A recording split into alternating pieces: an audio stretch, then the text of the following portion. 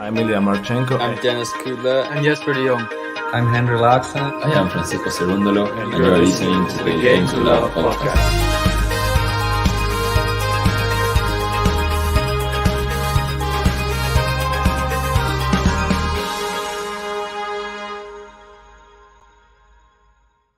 Hey, welcome back, tennis fans. It's the day after the night before, and we have a new Paris Masters champion. It isn't Novak Djokovic for a change. It's Holger Rune winning his first Masters title, and what an incredible match it was. He defeated Djokovic in 3 epic sets of tennis, it has to be said. He looked nervous at the start, but by the end, he came into his own, and I don't know, that 15-minute game right at the end of the match just summed it up. He is ready for the big time, I think, Holger Rune. And, well, he's now going to be the first alternate at the World Tour Finals. What about that, JG? I mean, we're going to be talking about him for the whole podcast. So I just want to begin with talking about the Paris Masters as an event in itself. I thought they smashed it. It was very good, and the tennis lived up to it. It was nice to see full crowds. I think they did take it a step too far at times, specifically when Djokovic was serving. And I think it wasn't really fair on Novak. But despite that, it was good to see a really good tennis atmosphere, and the tennis delivered. From the semi-finals onwards, it's probably one of the best events I've seen all year. I thought Djokovic-Tsitsipas was really special. And the final with Rune and Djokovic was also very reminiscent of the semi-final. But it had that extra something special, knowing that the title's on the line, and considering Holger Rune has not been in that situation ever before in a Masters final, and only being 19 years old, I was even more impressed, and I was so surprised he was able to clinch it. I thought the later the match goes on, it would favour Djokovic more, and he would be dragging Holger into the deep waters. But listen, hats off to him. We're going to be going through so many tweets on this one, which highlight how good he is. And he is the deserved champion, as Djokovic said. Yeah, most definitely. And if you save that many break points against Novak Djokovic, I think that you're well within your right to claim a Masters. And like you said, there's so many great stats around this. Holger Rune now celebrated so much over in Denmark. I mean, this is massive for them on the men's side. We've had Caroline Wozniacki, obviously, on the women's. That was massive for them. But now they've finally got some men to cheer about, and I think that's a real big factor here. Danish tennis may become bigger in the future due to this guy. And he's so young as well. Like, the future is very bright. So well, thank you everyone for joining as well. Great to see some of our members in. As you can see, it is only members, and that is a new addition to Game to Love. What we are going to be doing is benefiting. It's going to benefit the members in the future, because we're going to have all of our draw previews and live podcasts only available to members in the live chat. The reason for doing this is, of course, it sort of gets rid of all of the spam as a big thing, and we feel that gives you guys an opportunity to have your voice heard more so on the podcast, and maybe it can also help me and Ben by increasing the amount of members we have. Indeed, yeah. We're giving a bit back to the members as well. We always try to pick you out of the lineup, but yeah, sometimes when it's flying past so quick, it can be a little bit difficult. But yeah, there are new things coming to the channel next year. Player roulette on Patreon, so make sure to sign up for that as well. There's going to be an exciting 2023 on GTL, and this is just the start. So let's go through the tweets, mate. Let's get them going. There's the champion. There he is, Holger Rune. I love this graphic, I have to say. I think the colours. Well, did you know the colours were going to be this blue? Or is it a coincidence that we went with that Paris Masters blue? It's just coincidence. Yeah, total coincidence. Yeah, we got lucky there. It does look very good, especially with our background as well. And really pleased for him. He just looks very young. Do you not think when you look at him, he looks a lot younger than, say, we can compare him to Alcaraz. They're both 19 years old, but I look at his face as like a real young boy. Alcaraz looks more like a man now. Do you agree? A little bit, yeah. Maybe it's just the tan. I don't know. Maybe he's been in the sun a little bit more weathered skin. Who knows? Well, he definitely, even though he looks young, he played like a man on the court. That was the key thing over the whole week. even in Basel as well. I think he's had a great year, but this end to the year, we're all talking about Holger Rune now, and it just seems that Alcaraz's year, it hasn't been beaten, but he's got himself in the picture at least. And I think that's a real great achievement, because I don't think he was really getting much credit coming up to the end of the year, because Alcaraz has sort of stolen the show, got the world number one, the US Open champion, all of that. It didn't seem like there was any more plaudits to be won, but fair play to him. And there could still be more to be won. Who knows if the World Tour Finals will have a place for him? We'll wait and see. I mean, that's exciting in itself, I think. Well, he's probably just grateful that he's got the opportunity to potentially play. And I think he gets a good payout anyway, just being an alternate. What he's looking at is they're paying more than any other year. So in any situation, if you can get there, even as an alternate, you probably make more than what you would do to win, say, a 250 event. Yeah, for sure. And I think just the experience of just being there. Remember, obviously, last year we had a couple of people drop out. Karatsev ended up, wasn't it, being there? And I think it was, who's the other one? Norrie as well. Obviously, Norrie actually got to play as well. So that was fantastic.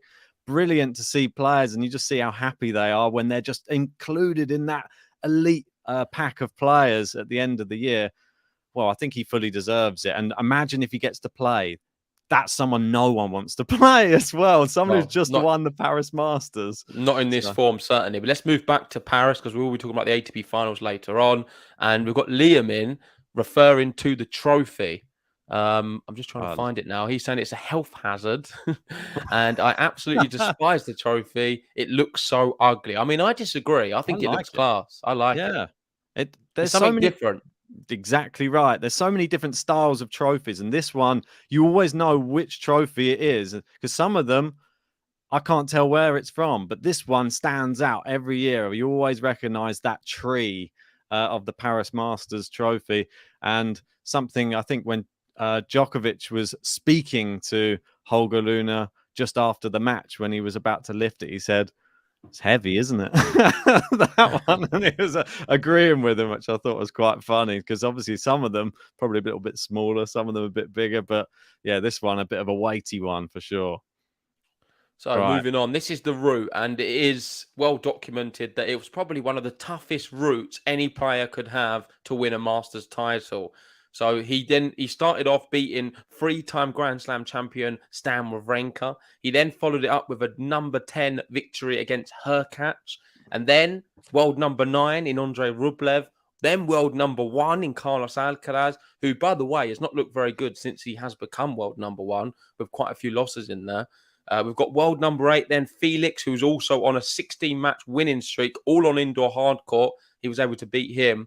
And then, I mean, it doesn't get any tougher than the final. 21-time Grand Slam champion and 6-time Bercy champion, Novak Djokovic. Is this the greatest title run ever?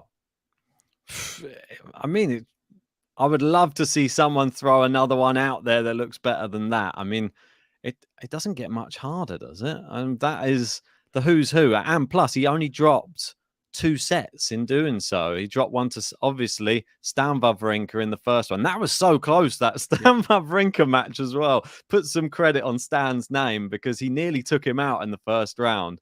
But then after that, it was just Djokovic. And Djokovic was obviously the reigning champion, 6-time champion.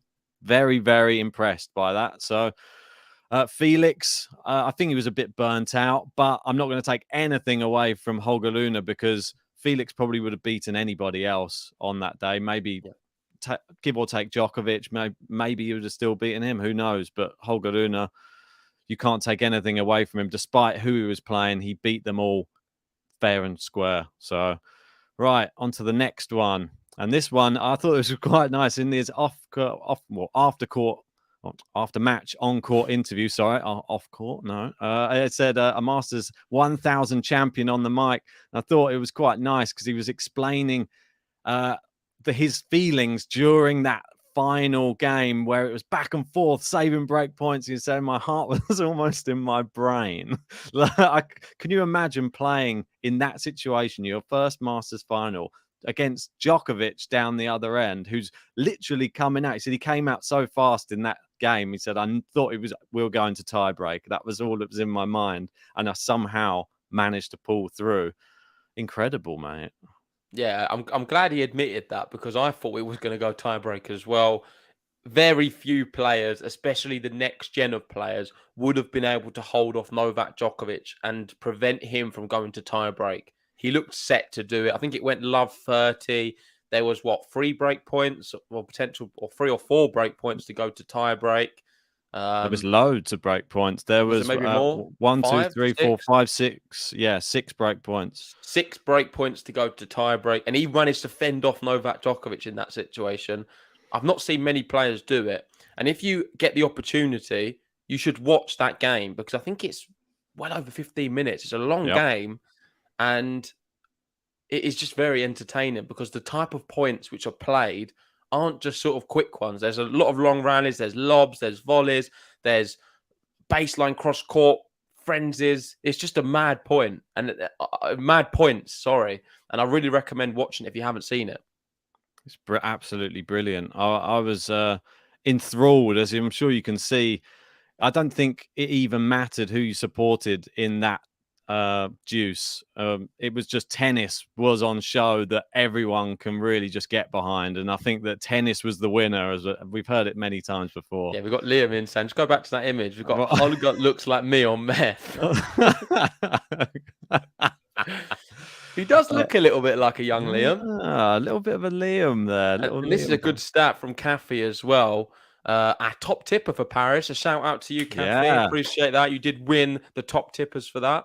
And she said Rune was 3 out of 3 on breakpoints. Novak 1 out of 12. It says on the official stats 2 out of 12, but maybe that's wrong. I'm not sure. But yeah, still it's irrelevant to amazing. 1 or 2 out of 12. It just shows he was able to save so many breakpoint opportunities. And when Rune got the opportunities, he took them. Yeah, and you had to. And that was the thing that we kept on saying is, come on, you can't be passive against Djokovic. You just got to go for it. And he did. He battened down the hatches and just went full guns blazing. It was brilliant to see. Right, so on to the next one. This was a quote from him after the match. Do you want to take us through this one? I was overwhelmed with emotions after the game. It's the best feeling of my life, of my career. It's a dream come true. Novak is very difficult to beat. I think it was the toughest game I've had to play in my life. Most definitely is. Most pressure for sure. And this one I thought was quite a nice little graphic saying, work until your idols become your rivals. And this picture of him, I don't know how old he is there, but he looks... Do you know Djokovic posted this on his Instagram as well? And maybe really? Twitter as well. He posted this photo of the two of them. Yeah. I believe that this was on his Twitter as well. You're right. But yeah, I found this one from Tennis TV. It's great to see, though, isn't it? I mean, how crazy is that? I know that we've had other similar pictures with Alcaraz as well, and like with meeting players when he was younger. And Casper Ruud, obviously. We had the one with Rafa earlier on this year as well, which is always great to see when you meet your idols on the court. But this time, he actually beat him, which doesn't happen too often, I have to say. And this one, go on. Sorry, just before we go on to this one, Gary makes a good point, and I do want to touch on it as well. And he was saying, I hope you talk about the trophy ceremony. Novak was typical 100% class, congratulating Holger with a huge smile. No one loses with more grace. And I don't think we've really got a tweet to talk about this, so maybe it's a good opportunity now. Yeah, we're coming. Is there a tweet? Yeah, we're coming to those. Don't worry, so Gary. We'll save that thought then, Gary. We will talk about that in a second. Shout out to Rowdy Every Lap as well, saying Holger Rune already has two nicknames, the Danish Destroyer and the Baby-Faced Assassin. Oh, I think we've got to take the Danish Destroyer because that's Ole Gunnar Solskjaer is the Baby-Faced Assassin from football. Is it? Yeah. I prefer the Baby-Faced Assassin. Well, maybe it can be a tennis one. I don't know. We'll wait to see if he starts destroying everybody. If he starts killing everybody in straight sets, then maybe he'll become the destroyer. But let's wait and see. I like both anyway. Yeah, cheers for the tip as well, Rowdy.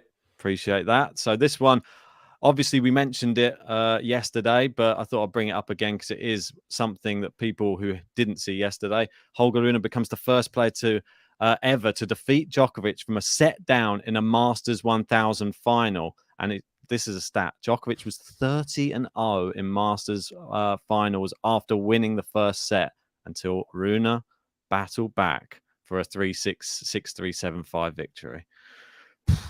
Incredible. Right. I've just realised finally I got a 7-5 call right, but the wrong way round. I did it against Tsitsipas. I went 7-5 Djokovic. Didn't happen. Went tiebreak. I had Djokovic 7-5 in this one. We did get 7-5, but it was just the wrong way. But I had a feeling it was going to be 7-5. I was waiting for one, and I'm glad the last ever set of the Paris Masters in 2022 was an actual 7-5. Nice. And on the stat, that is just remarkable, isn't it?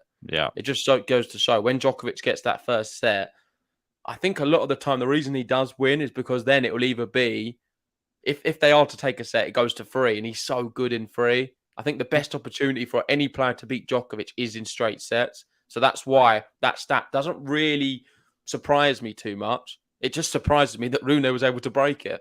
And it's massive. And the huge thing, because you would agree as well, yeah, the best way to beat Djokovic probably is in straights. Yeah, normally you don't want to go deep waters. We kept saying don't go deep waters. He'll take you there, and then your legs go, and then he's the one who outlasts you. The key point in that second set, Holger Rune started serving. He was the first server in the second set. He went down love 40 on his own serve and saved 3 break points, and then came through and won the game. And it turned the match. That gave him the confidence. The first set, he looked nervous. After he did that, remember, that was when he was going, come on, to the crowd, getting everybody up, getting everybody going. He even started playing trick shots and stuff. I don't know what was going on with Holger Rune yesterday, but everything just seemed to be working. Well, he's certainly someone who oozes confidence. He's not a young player who goes onto the tour and plays in these big matches and looks out of place and nervous. No. Like, you could say maybe sometimes Sinner has looked a bit nervous in big moments. Felix certainly has. And we've even seen some signs of nerves from Alcaraz. Rune, I don't think I've ever really seen him look that nervous. He's very self-assured and confident. Some people would say cocky and arrogant. I think there's a fine line. And maybe he does cross it at times.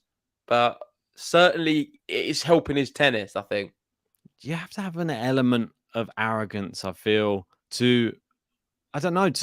Plus, it's not good to be like, what do they call it? Just like, not like water, or just like, it's not good to be that neutral. You got to have something about you that in this day and age for people to be either opposing you or be with you. So it's sometimes better to make people say something rather than nothing, because that's what we're having problems in tennis at the moment. Is there's a lot of people doing well and no one's even talking about them.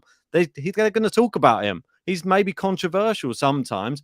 I like it. I think it brings more eyes on the sport.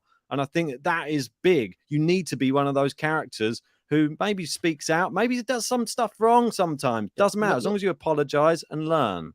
Not just that. If you look at other sports aside from tennis, some of the best athletes in their field are the most arrogant people. Yeah. Like, I don't know if there is some kind of correlation between the two. But you need to have some kind... I mean, look at Cristiano Ronaldo as a prime example. Exactly. You definitely need to have some level of arrogance to be the best. I think it does help. And it divides opinion then, because people are like, oh, I don't really like him because he's this. And then you get this whole group of people who are sort of against you. But then you get the power struggle. You get people fighting over it. And all that does is just build your stock, because people are all talking about you. You're in the news all the time. So... Well, we've got Liam with a good assessment, as Kathy says, saying his emotional persona allows him to play fully in the moment, doesn't overthink, just plays. Yeah. It's incredible. and 12 Travel saying, are you suggesting Floyd Mayweather is arrogant? Exactly. I mean, there's a lot of examples. You can even say Ronnie O'Sullivan to an extent. He's pretty arrogant, isn't he? Exactly. There's so many. Conor McGregor? Yes, I am saying that, 12 Travel. He is. Yeah, Conor McGregor? Do you think he's arrogant? Well, guess what? He's the biggest person in that sport's history because of that. That's what I mean. You've got to have a persona. You might play into it a bit, but who doesn't? If you do, all it does is mean it's more money on the table wherever you go. So look at Ben. He's arrogant. He's one of the best YouTubers on YouTube. Look at that. JG's the most arrogant. He gets paid double me in this podcast. Right. Anyway, let's move on to the next one. And let's talk about Novak Djokovic, because he did put out a tweet. He said, congratulations, Holger Rune, and to your team. As always, thank you, Paris, for an amazing experience. Merci beaucoup. And then he did obviously say in his after-match speech, he was saying, "I'm happy for you because I like your personality. I think you're a very dedicated guy that loves tennis, and I'm sure the future is bright for you." So graceful as ever, Novak Djokovic there. Yep, this is your moment, Gary. So this was during the trophy ceremony, and I thought it was really nice from someone like Novak to do this. There is a good bit of history between the two of them. So when they played at the US Open, Djokovic, in my opinion, and I think he kind of alluded to it in his post-match interview at the US Open, gave Holger Rune a set because he saw him cramping up. He was 5-love up, and he didn't want to bagel him, and he wanted to give him a game just for his hard work and all of the fight he was still giving on the court. And it's nice that these two have a really good relationship. And Holger Rune, I think that's going to give him a lot of motivation. Having one of the best players, some would say the greatest player in Novak Djokovic, in your corner, giving you these words of encouragement, I think he can use that as a real inner strength to help him in big moments in the rest of his career.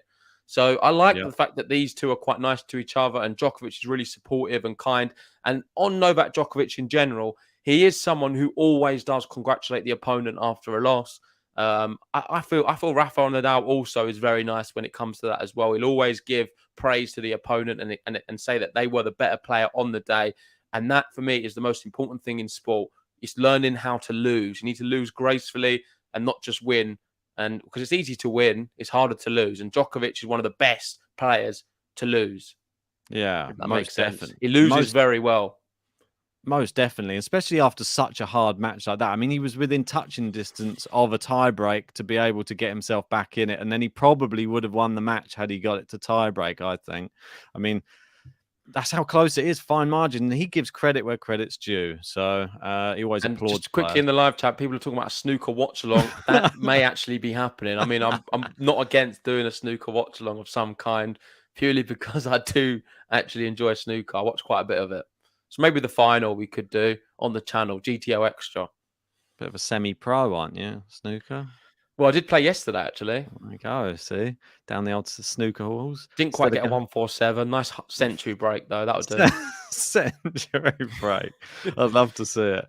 Right. Okay. This one, we're going on to some more stats. This is talking about, this is from the Holger Rune News. I like this one. It's becoming more and more popular on Twitter, saying in January, he was number 103 and needed to play qualies to enter tournaments. 10 months on, in November, Rune cracks the top 10 with 3 ATP titles, 9 top 10 wins, and a lot of tennis. All of the hard work and dedication paid off. Yeah. It's a quick rise. It really is a quick rise. And if we wind back to the beginning of the year, we had a podcast with Francisco Cerondolo. And in that podcast, he said, out of any player on the tour, who do you expect to have a breakout season? And he mentioned this guy here, Holger Rune. He thinks he was, he was right. Let's be honest. It's not about thinking anymore. It come to fruition. And he is the real deal, currently inside the top 10. And I think he's going to be able to maintain it for next year as well. So great rise, happened quite quickly.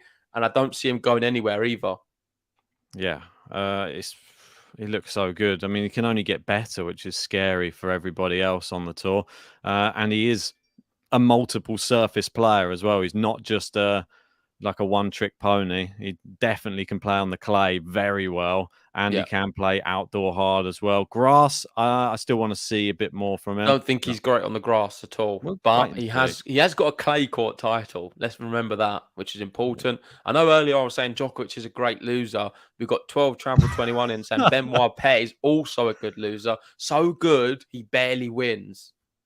I don't like this phrasing of Djokovic being a good loser. I feel like you're leaning into this a bit too much. He is a good loser. Yeah, I feel like you can phrase it differently. But okay, how would you phrase it? He's That's your job. He takes a loss very well, I'd say. Okay. Thanks, Ben. No worries. Would you say I'm a good loser? Great. You're just like Benoit Paire. You rarely win as well. I know. I rarely throw my racket because I've only got one racket. That's the Anyway, let's move on to the next one. This one I thought was big. I was talking about it being big for Danish tennis. And this one saying, welcome to the top 10. Holger Rune, just a week after making his top 20 debut, Holger Rune makes his top 10 debut, jumping from 18 to 10 after winning the Masters. He's the first Dane to reach the top 10 in ATP rankings history. So he's making history. He didn't stick around, did he? Between 10 and 20 long. It was, I don't want to be in these teens. I'm sick of being a teenager. He's got one more year of being a teenager. He's like, get me out of these numbers, stick me straight in the top 10. And on him being the first Dane, I've got a question for you, Ben. Who's the other Danes? Well, that's a good question. I'm just going to show you just quickly, just while we're talking about when he becomes 20. It will be on the 29th of April, as you can see there. So that one's just an interesting one. I just thought I'd quickly bring up for us. But yeah, the other Danes, like I was trying to go through to find out the other Danes in history that were top ones. Please let me know in the live chat or in the comments if you know of others. I'm a little bit naive on this type of thing because I didn't know many. And I know that on the women's side, we've got Wozniacki, we've got Towson, we've got people like this. But I wasn't so familiar on the men's. And I dug out Kenneth Carlsen. He's from, he played most of his tennis in the 90s. As you can see here at the moment, he's 49 years old. 3 career titles. His best was the 1993 Australian Open, where he got like to yesterday. It was like yesterday. And he went out to Michael Stick in that one. There you go. Just to bring that up for you. Beat Todd Woodbridge there. But the winner of that eventual tournament was Jim Courier. So just to go back a little bit. And then going back a little bit further, we got Torben Ulrich, which, as you can see, it's black and white. We're going back to the 50s now for some tennis. And his best, I believe, was 96 in the world. So, yeah, it's a little bit lower than Carlsen. And I mean, he looks trash. I'm sorry. Doubles, 38 wins, 87 losses. He's lost a lot of matches. Went to the fourth round of all the part from the Australian Open. But then he look at the big gap. I don't know why he was doing well in the 50s and suddenly in the 70s. Don't know. Not so good. He didn't really get anywhere other than, yeah. But that's all I've got really from the Danish history. Please let me know if there are more that I've missed out. I was trying to think of some other ones. And I was like, was Thomas Johansson? No, he's Swedish. I was trying to think of some others. Holger Rune has already eclipsed them all. Yeah, exactly. I would say he's the greatest Danish tennis player of all time. And we've got Rowdy every lap in saying Alcaraz and Rune were born 7 days apart. Wow. So another interesting stat, both in April, I believe. Which tournament would it be? I'd be interested to see if they have a birthday, which would like be in the same tournament at one point. That would be quite interesting if they play the same tournament birthday week. When did we go to Zagreb? Was that April? May. That was. Oh, May. So I think it's the ones before Madrid. It might be Rome. Is it Rome? No, we did Rome in Zagreb. Monte Carlo, maybe. Oh, maybe. French Open. Yeah, that's later on. Right. Anyway, let's not play this guessing game any longer. This is the Masters list of champions from 2022. That's the final list. So there are no more Masters left. And take us through, JG, all of these. Well, I'm glad you gave me that opportunity because I've got a lot to say about these Masters champions. I'm glad you included this tweet. I think this is the only tweet I sent you which was included. So I'm going to have to file a complaint for that. But this is a great one. And let's start off with the beginning of the year. Indian Wells, Nadal losing in the final to Taylor Fritz. We then had Alcaraz win Miami. Tsitsipas won Monte Carlo. Again, Alcaraz beat everyone, and that was another good run. We saw Holger Rune's run in Paris.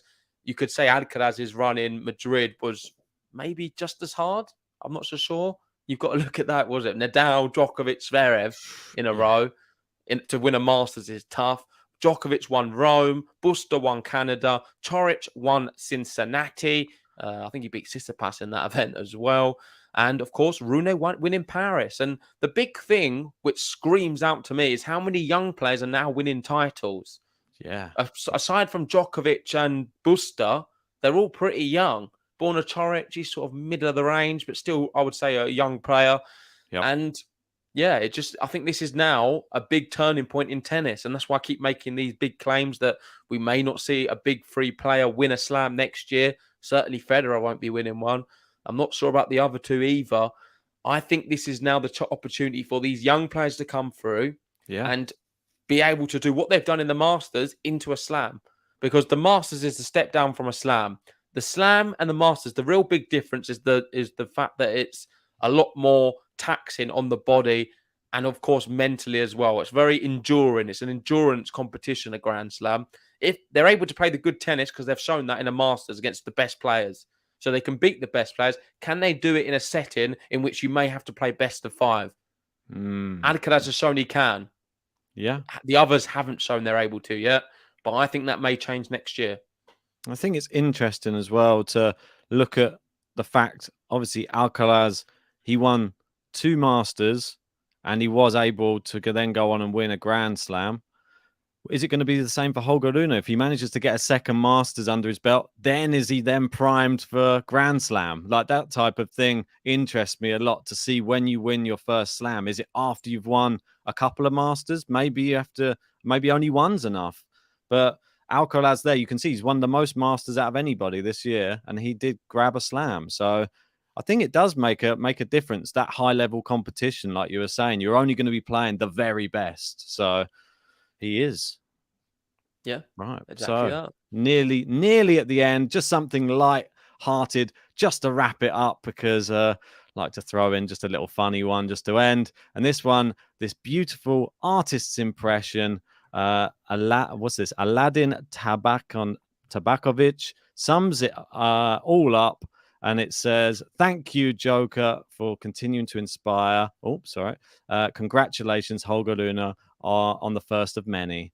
And we've got the Paris Masters tree and Djokovic pushing Holger Rune on a swing with the picture of them when they were younger. I think it was quite nice. You didn't show me this one. I can see why. You wanted me to be surprised on the podcast. I think it's quite cool. Shout out to the artist. Obviously, I think from the name, seems Serbian, right? Yeah, So maybe a so, yeah. Djokovic fans made this. I think it's class. Really good little cartoon of little Holger, the baby-faced Holger getting pushed on the swing. It's really nice. Part of me feels that he looks a little bit like Dominic Thiem to Djokovic. Don't know if it's just me, but Maybe her catch. Maybe. Maybe it could be a bit of just you pick. But yeah, it's definitely Djokovic in the blue. That's how we know who it is. But yeah, good way to finish up, I thought. Yeah, exactly. Well, thank you everyone for joining us today. This is our summary of the Paris Masters event in Bercy, Paris. It was great. I enjoyed it. Thank you everyone for joining us throughout the week. We've got quite a few views. We've got a lot of new subscribers as well. We will be doing loads of live podcasts coming up because we've got the ATP Finals. We're doing a draw preview for that. We've also got some next-gen stuff and the conclusion of the WTA Finals tonight, in which Iga is not going to be contending the title. Big shock. Yeah. And we are going to continue as well with more members-only live podcasts and videos, especially for the draw previews and reactions to events. I'm sure everyone, if you are listening to this and you're not a member, you're more than welcome here. We want to still read all your comments afterwards, but you will not be able to engage in the live chat as the podcast is happening. But you can still watch it live. For sure you can. Yeah.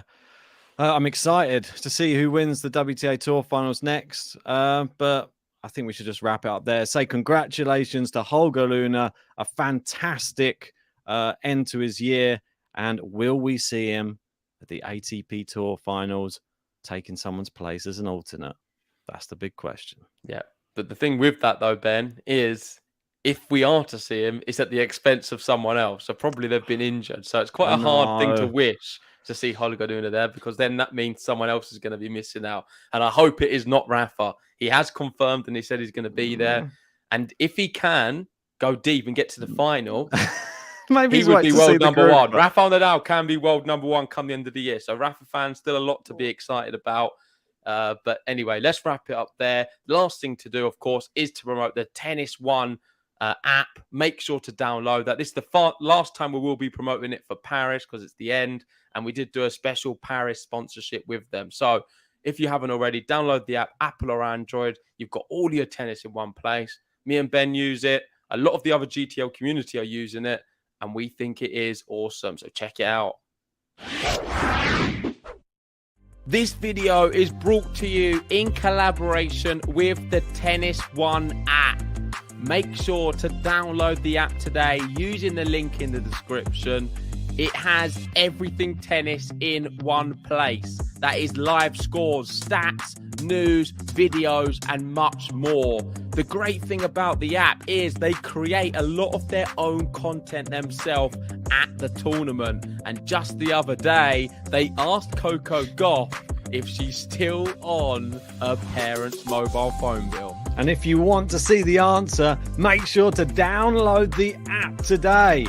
And if you do download it, you can then get involved in Game Zone. There's fun tennis games on the app. One of them, a bracket battle where you can win actual money. I mean, you don't have to pay to enter and you can win a lot of cash. So make sure to download the app, Apple or Android. And if you want to see our content, that's on there too. So even more reason to download it. And remember, if you want all of your tennis in one place, download the Tennis One app today.